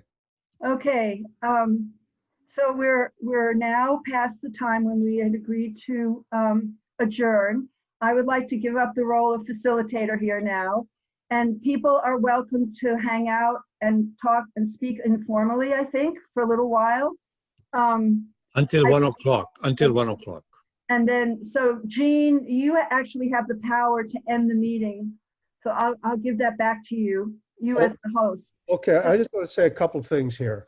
Well, first of all, yes, and I want to know if people, there are two things to do. One is the meeting will automatically end at 1 o'clock. Is that right, Raj? Yes, I reserved it for 3 hours, 10 to 1, so it'll end at. That's 2.5 hours, right? No, 10 to 1 I did, just so that we have enough time. Okay, that's good. And I think that's good. Now, the other question, couple questions. One is, do we want to continue to record the informal discussion? No, I don't do it, but it's up to you. I think if we should stop now. Yeah. The point was made by. I would recommend. Gene, let me just speak. Well, yeah, you're saying the right thing, but I would request, based off last week and a couple other times, that there's no reason to turn the recording off. Just let it record. Some of the best discussion, from my point of view, last week happened after we quit recording. There's no reason to not record it. We can always cut it off when we put it up on the available. We don't have to put that last part on or not, but if we don't record it, we don't have it. I just found it super interesting at the very end, and a lot of people had left and some not. Just saying, that's my request.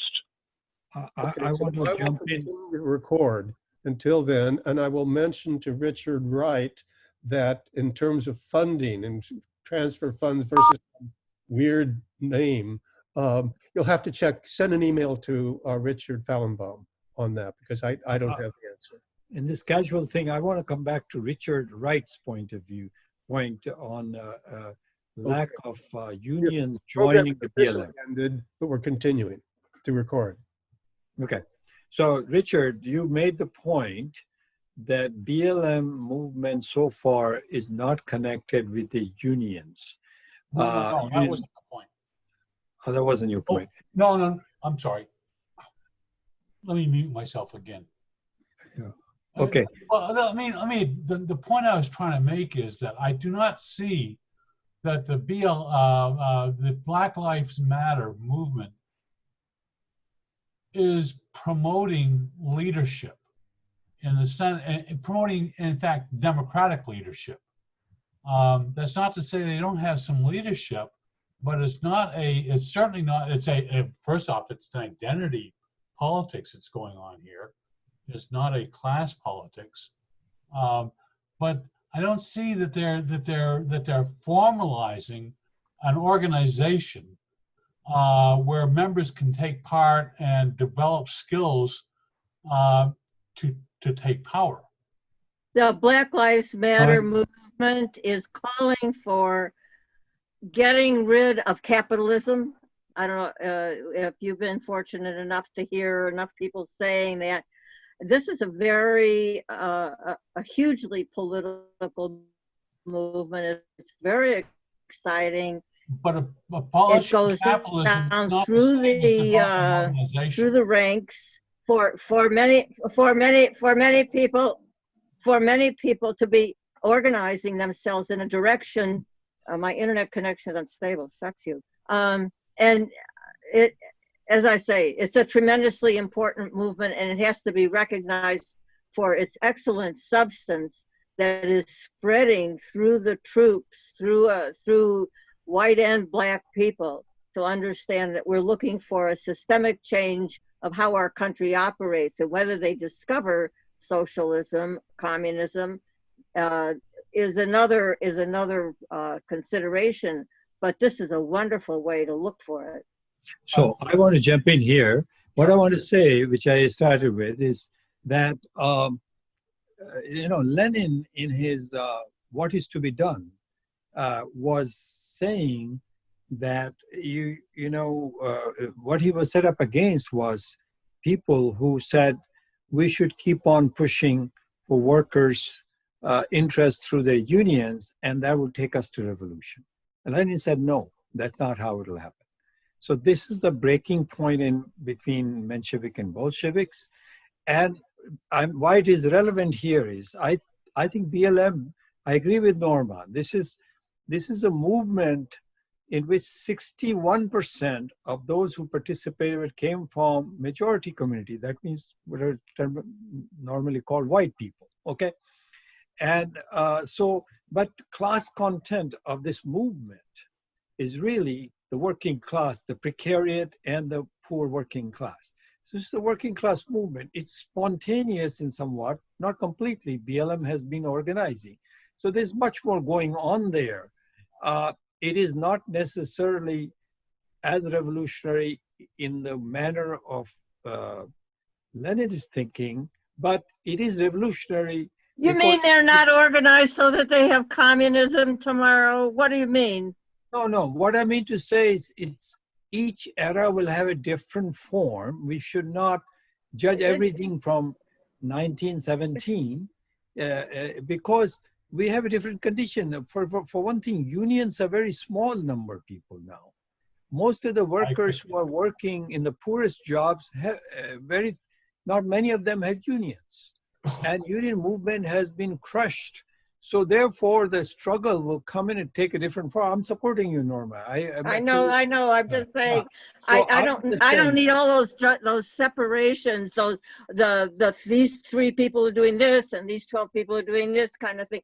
It is a mass movement of people moving along together.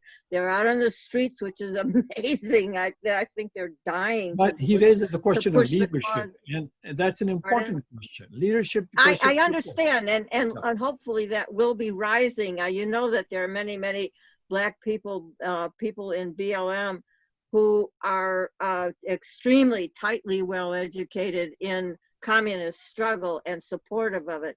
So it's happening because this mix is going on, and hopefully people will praise it and push it and develop it thereby. Yeah, I don't deny. I didn't mean to deny the right. No, I BLM. know. I mean, no. It's very important that kind of stuff gets out there.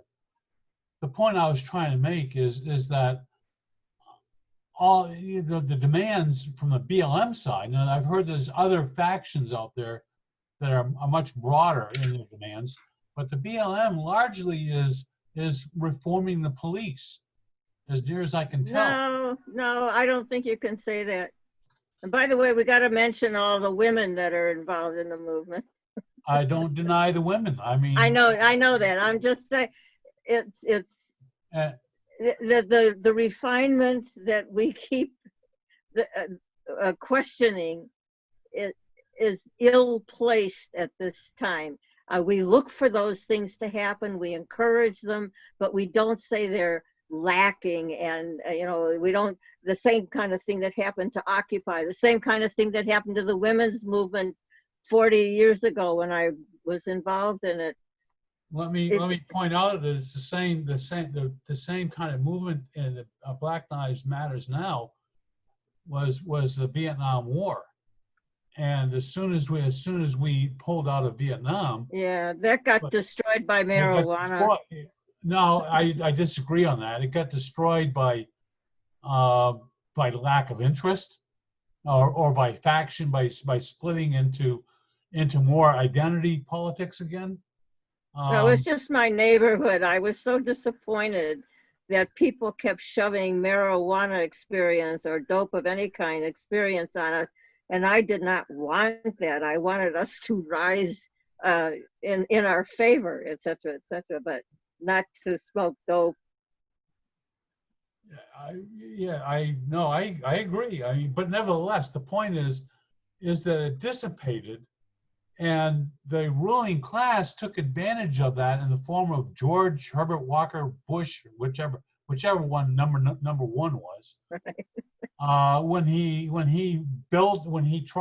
rebuilt American imperialism by first starting off in Grenada, and then Panama, and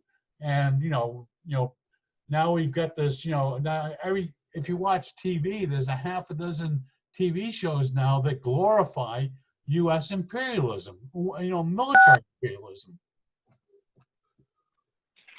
Can I say something? In the Black Lives Matter issue, they're trying to commercialize on it, and it was very apparent in the BET Awards, Black Entertainment, I forget what T stands for. They spent 4 hours on CBS promoting issues were about Black Lives Matter, but it was very much the bourgeoisie and the petty bourgeoisie that was doing this on a large mass, on a scale that I've never seen on CBS before. That's what popular. got accessed by the TV system that we have, by the mass media system that we have. We, the mass of people, don't own sufficient media. That's mainly what that problem is. Exactly. But, I think we need to address that as well, as who does own mass media. The working class doesn't own mass media. Our outlets are really suffering right now, like Pacifica, and even, the liberal PBS has problems trying to even get their programming out there. And they've done some excellent documentaries with Henry Louis Gates Jr.'s documentaries on television. But, PBS has also a limited audience.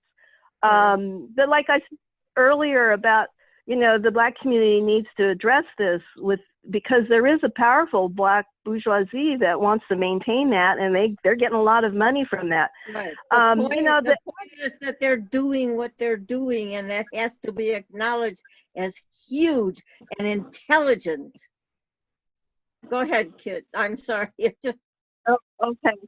All right. Thank you. Well, anyway, when I was seeing these ads by Pepsi-Cola and, all these other corporations getting on board the, BLM train, I was like, oh my goodness, they're just going to do what they do as usual. And we have to address that. And I think the movement has to address that in order to counter that interaction. Otherwise, they're going to just try to take it over too, like they do with everything else. Yeah. Anyway, that's it. Thank you. No, you're right. And I try to interject something right. here. I've observed this happening before, and it happened around the Martin Luther King march. I participated in one of the first, the first MLK marches here in Austin. And after about 10 years, there was a struggle that came up between whether it was going to be a grassroots celebration, whether it was going to be a commercial celebration. And what's happened is that the commercial interests have really taken it over big time. And what you have not seen is, when you go down to the assembly, now you see the jazz bands, and they're doing the exercise, and you don't see class solidarity. You don't see any discussion about Martin Luther King supporting the sanitation workers. It's all about HEB, which is our big grocery store here. Bringing in a lot of kids, and it's so I've seen this thing kind of happen before, and that kind of worries me. Oh, didn't mean to shut everybody up. Damn.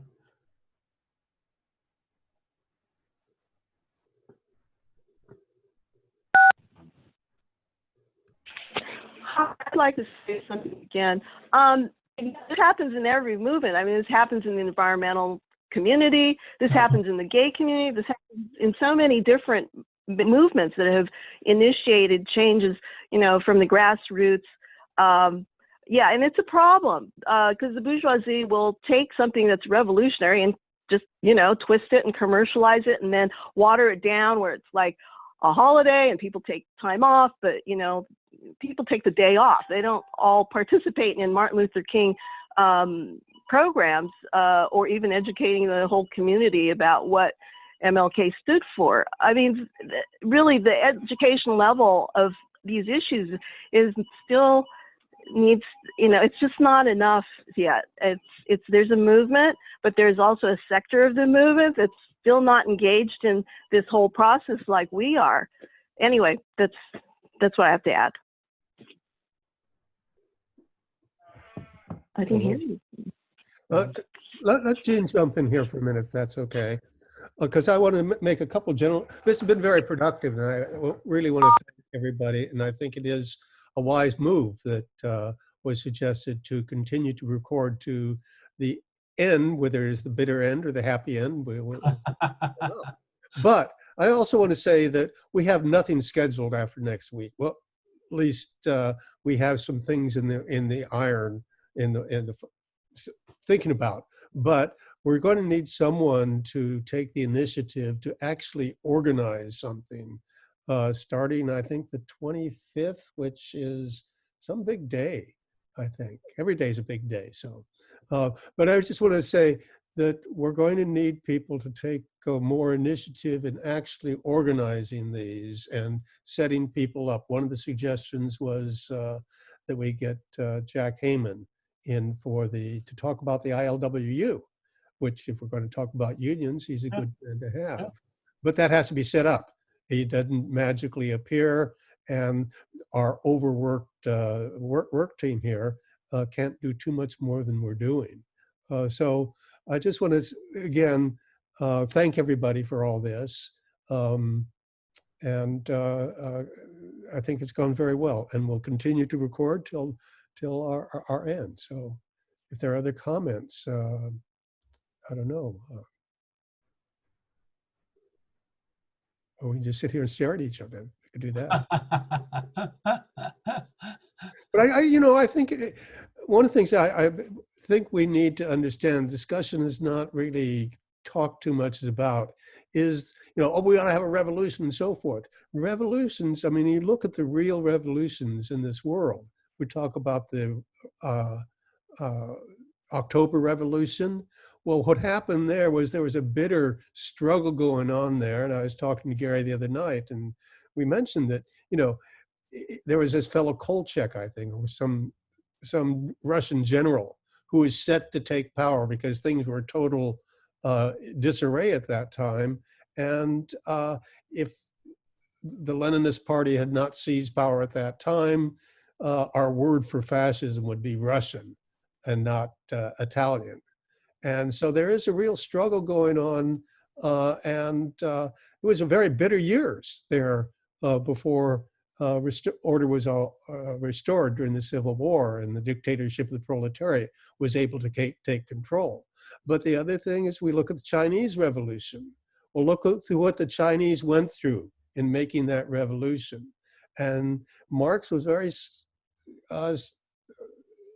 unequivocal on this, that, okay, the revolution doesn't give you communism. The revolution gives you the dictatorship of the proletariat, and that's bound to be a very bitter time. But I think we need to take a scientific approach to this. So I just wanted to have a little say. There's a note here in the chat from Richard Wright asking, can funds be transferred via as well? And I'm not going to talk, huh? He addressed that. I'm going to try writing an email. Oh, okay, never mind. Sorry, I wasn't here at the moment. I'm still trying to work up a presentation on something called education. I've got a note in the chat that says that it's something I came up with yesterday. Since when has education become being in the classroom? Which implies to me the denial of people's lives as educational, including the 2-year-old's life, as well as the 90-year-old's life. Education is other than coming to the classroom and being affirmed, getting a good grade in it, et cetera, et cetera. So I'm trying to work that up as a presentation, and with the purpose of people promoting their own idea about what education is and how to get it in a system that is so tightly controlled, where our slavery is that we go to the job in order to be able to have dinner or buy our child a notebook or whatever, that we can barely move outside of the capitalist system. How do you change the experience that is education? Change it in people's minds and in physical gathering, especially. I'm trying, all the things I have been saying do not fit living with the virus because people should not send their children to school, their young children or anybody, but God, it's madness to think of sending a child off to school with a whole bunch of other people. Well, I want to jump in here, Norma, because I think, I take what you take seriously. And I think it's important to understand that at this juncture, I mean, one of the things the pandemic has done is it made kids want to go back to school. I mean, this would be, back when I was a kid, we never wanted to end the summer vacation to end. And we didn't want to go back to school, but now people understand that school in our society does play a lot of functions, and we can't just say, don't send the kids to school, because they learn a lot. Even in our sick, degenerate capitalist system, schools play a positive education role, and there's been a long struggle, and a struggle is going on to protect public schools as from the likes of, what's her name? I forget her name. I won't mention her name, but Ravitch, or whatever it is. Diane Ravitch. No, the Secretary General. Oh yeah, DeVos. Yeah, so I just want to say there is a real struggle going on about the need to protect public schools. And we need to make sure that we understand that those public schools are really important for the way people are actually living their lives and the actual struggles that are going on there. And I think we want to acknowledge those struggles that are going on and support. Right. Oakland, City of Oakland there's a big struggle going on over schools there. Right. One of the things that I say in some of what I've presented has been, I talk about what a terrible experience school is on top of people. They all hate it, and they spend lifetimes recovering, the same way that Catholics say, I'm recovering Catholic. But what you've said is a given. Okay, that's absolutely part of how we are, and it's not able to be ignored, because that's what's going on today for survival. The thing that I'm trying to get at is that people say to me when I talk about this, say, "Oh, I loved school," and I say that's selective amnesia. I mean, we have to give up the really bad experiences that went on for us in school because those torment us too much. The same way, well, I won't go on that one, but yeah, I don't disagree. The only thing I disagree with is the inference. People infer I'm saying stop doing what you're doing now and do it differently, and absolutely not possible. But what would be differently if we could control how it's experienced? Education is not healthcare. It's not housing. It's not supplying us with food. Education is people's lives lived together and talk together and learn together and all the other things. It is not like providing a quantum factor like healthcare, for example. Can I quickly only interject 1 with a minute question? remaining. Can I quickly interject with a question over here? It's till 1 o'clock, and I wanted to quickly add that, I've been working on the idea of how can we work revolution from within? How do we address institutions themselves with issues? And I just wanted to quickly offer that, I mentioned on the chat, local community energy. I mentioned it here a few times. It's an important issue. If we work, if we put all our energy and good efforts towards that institution that's just been establishing itself, it's with the intention to build local democracy at the local level. And we can fight, large corporate monsters and all that good stuff. How does that sort of transformational experience take place, where we invest in our institutions themselves, like school, and just commit ourselves to, our good practices? I mean, how do we make those sorts of efforts? And that's one question. I had another question, if you have time. Is there any way to talk about the BLM and George Soros, and how are they connected this time? Time is up, folks. Time is up, yeah. Time is up. Sorry about that. Okay, well, thank you, everyone. This has been a very productive discussion, and I hope we'll be able to get it up. Michael, you recorded it, didn't you? So we're ended. We'll solve the questions next week. Yes. In committee. Thanks a lot. Thank you. Thank you. It was an enjoyable conversation.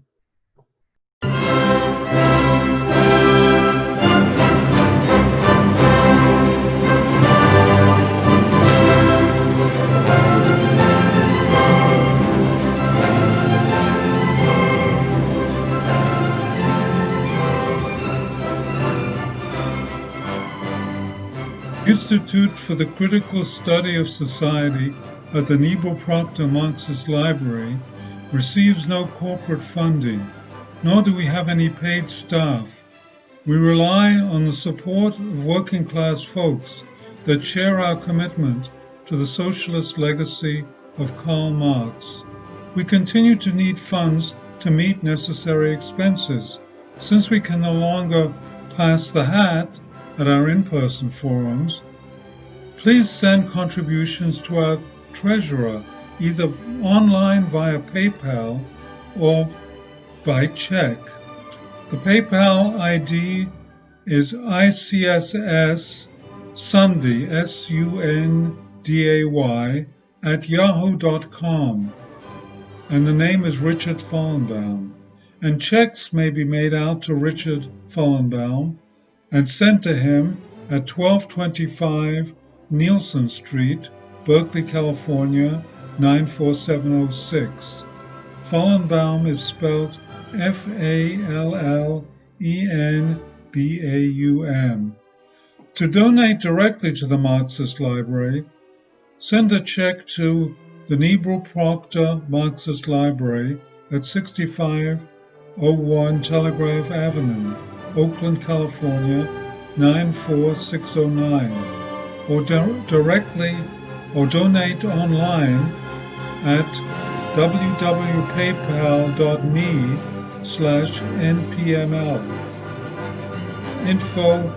For information, write to npml at marxistlibr.org, and the website is marxistlibr.org.